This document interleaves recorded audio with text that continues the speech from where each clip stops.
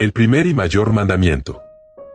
El primero de todos los mandamientos es: escucha, oh Israel, el Señor nuestro Dios es el único Señor, y amarás al Señor tu Dios con todo tu corazón, y con toda tu alma, y con toda tu mente, y con todas tus fuerzas.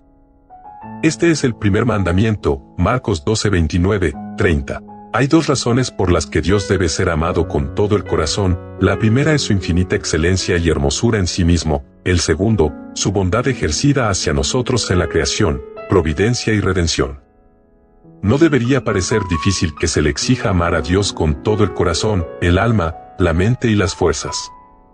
Esta requisición es de lo más razonable, porque Dios es digno de nuestro más alto y constante amor, y nuestra propia felicidad también se consulta en este requisito, porque el alma nunca puede ser completamente bendecida sino en el perfecto amor de su Hacedor. Pero, en nuestro estado caído, no podemos amar a Dios con esa intensidad y constancia que se requiere en este primer mandamiento. Cierto, en nuestro estado caído no podemos amar a Dios en absoluto, por ninguna fuerza que haya en nosotros. Pero, ¿prueba esto que no es razonable amar a Dios en ningún grado?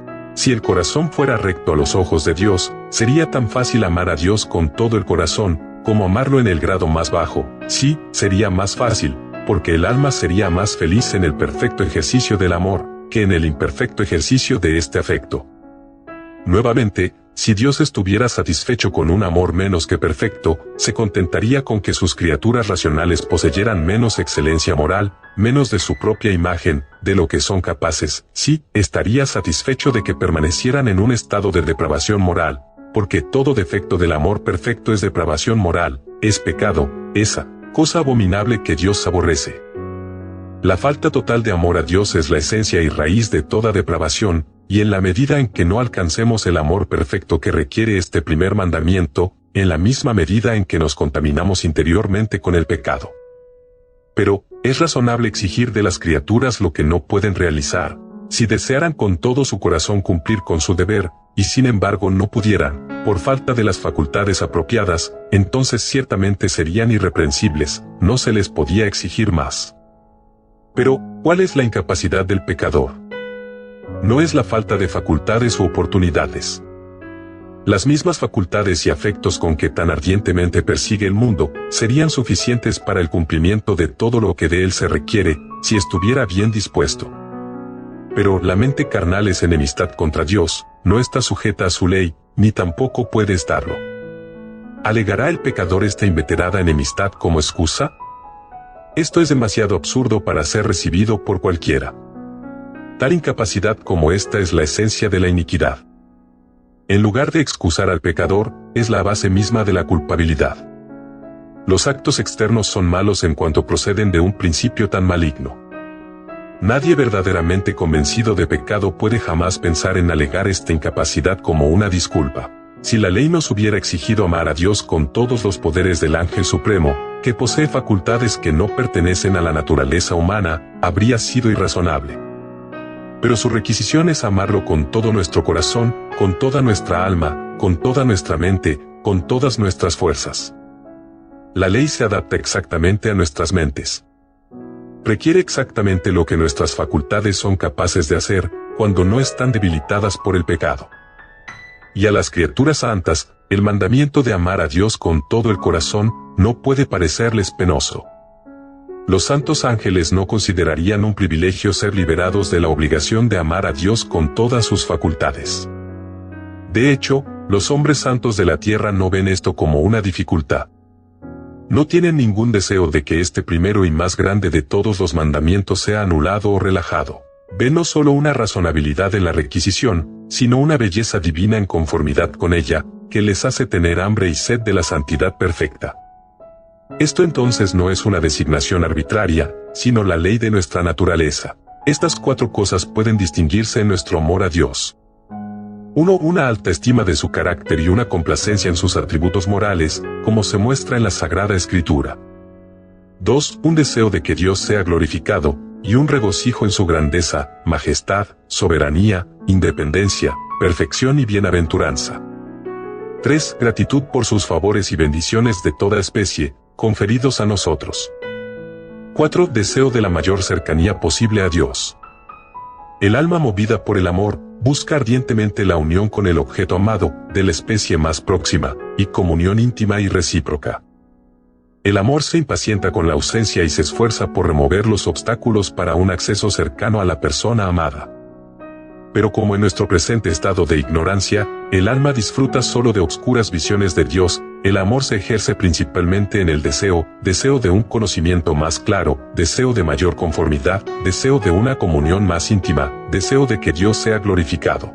Bajo cada uno de estos encabezados se encuentra en la experiencia que existe una gran variedad de emociones, no solo diferentes grados del mismo afecto, sino una variedad en especie, de acuerdo con la visión que el alma racional puede tomar de los atributos, obras y dispensaciones de Dios.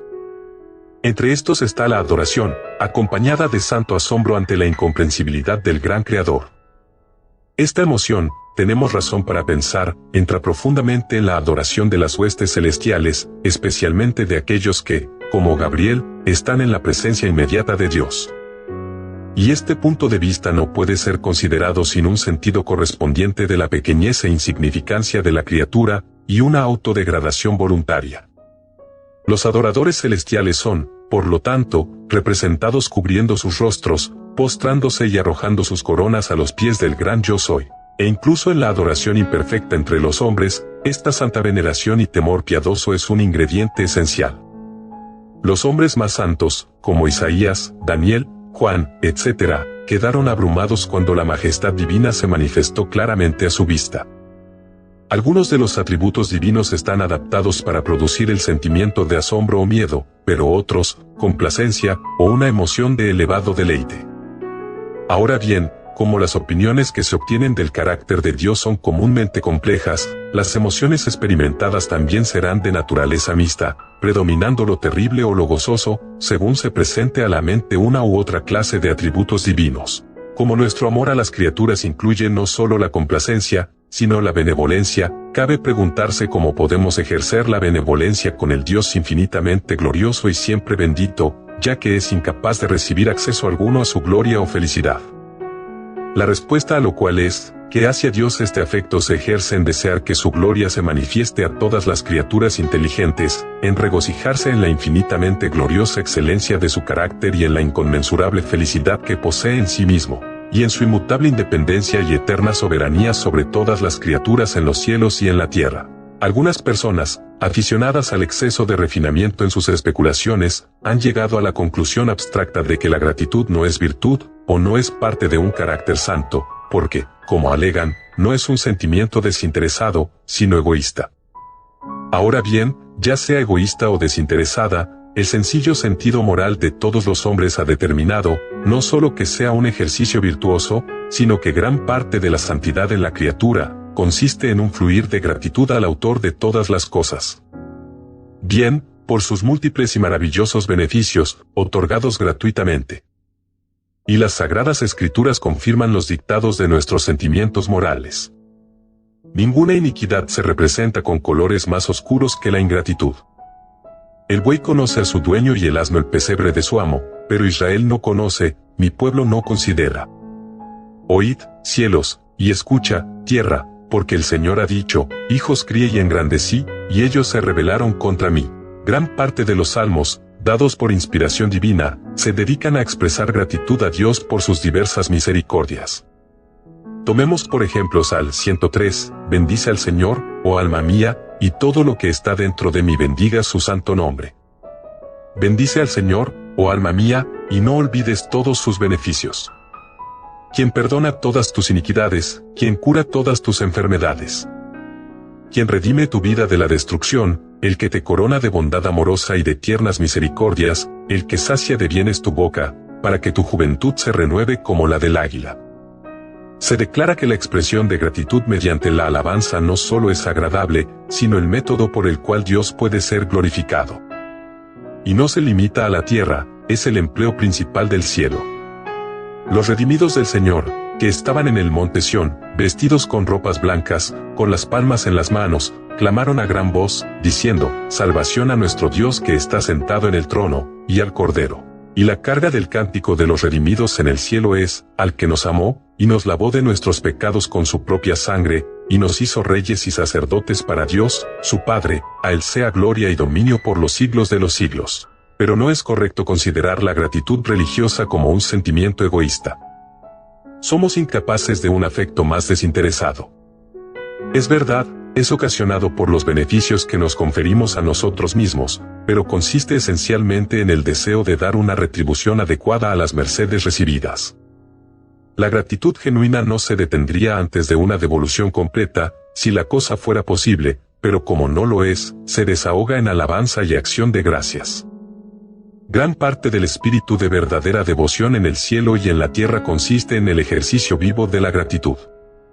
Y cuando alguno es llevado bajo verdadera convicción de pecado, ninguna vista de su desobediencia lo afecta tan profunda y tiernamente como su ingratitud. Estos son los puntos de vista que derriten el corazón endurecido y producen una genuina contrición de espíritu.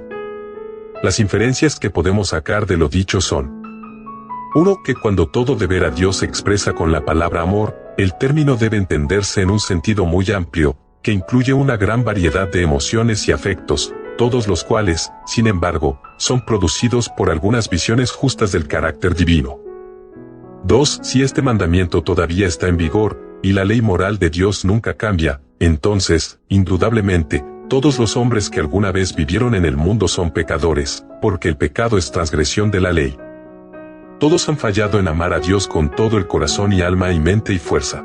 3. Por tanto, parece que no solo todos los hombres han fallado en llegar a la perfección que requiere este mandamiento, pero, por naturaleza, todos se han quedado cortos total y absolutamente, porque por naturaleza todos los hombres aman más a la criatura que al Creador.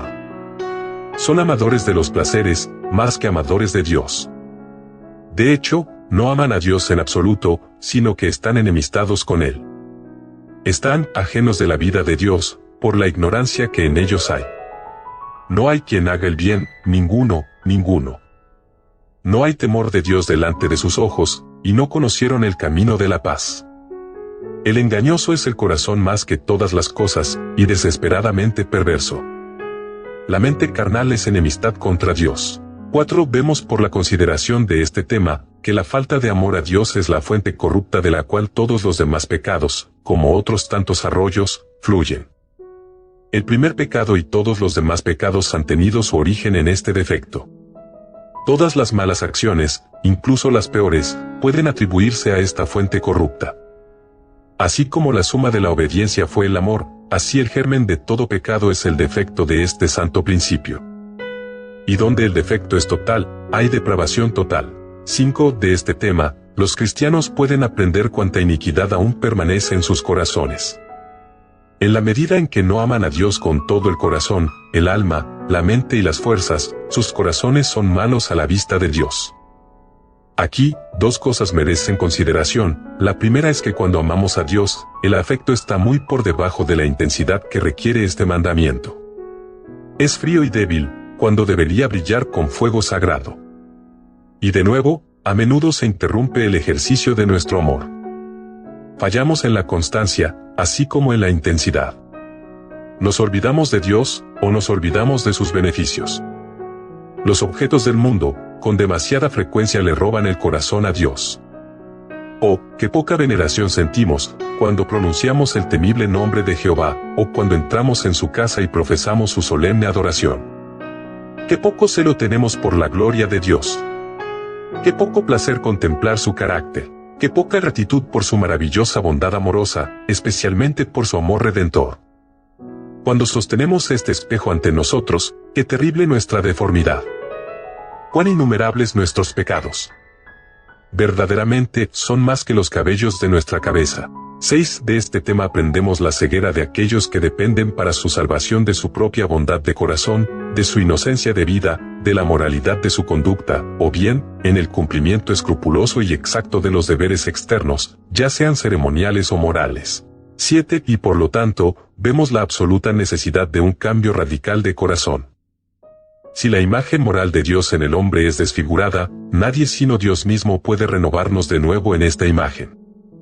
En la primera creación, fue la producción más noble del Todopoderoso, y en la nueva creación, Dios debe ser el agente eficiente. Solo por Él, podemos ser creados en Cristo Jesús para buenas obras. 8. Pero aunque no vemos nada en el mero hombre sino disconformidad con este santo mandamiento, sin embargo, en Jesucristo, quien fue hecho bajo la ley, observamos la obediencia a este mandamiento perfectamente ejemplificada. Él obedeció tanto interna como externamente, porque Él era santo, inocente, sin mancha y apartado de los pecadores. Nunca tuvo un pensamiento o deseo que se desviara en lo más mínimo de esta regla. Y esta justicia perfecta de nuestro mediador, no fue solo para nuestro ejemplo, sino para nuestra justificación, al ser entregada a nosotros por imputación. 9. El fin del mandamiento es la caridad de un corazón puro. Si me amáis, dice Cristo, guardad mis mandamientos. El amor, dice Pablo, es el cumplimiento de la ley. Como toda santa obediencia brota del amor y es su expresión natural, si queremos glorificar a Dios haciendo buenas obras, debemos mantenernos en el amor de Dios, por el Espíritu Santo. Las buenas obras son los frutos que el cristiano debe producir, pero el sabor y la dulzura de estos frutos no es otra cosa que amor a Dios. 10. Finalmente, debemos esforzarnos constantemente por acercarnos más y más a la perfección que la ley requiere. Debemos ocuparnos diariamente en limpiarnos de toda inmundicia de la carne y del espíritu, y en perfeccionar la santidad en el temor de Dios. Cuanto más conformes seamos a este mandamiento, en corazón y vida, mayor será nuestra felicidad y gloria en el mundo venidero.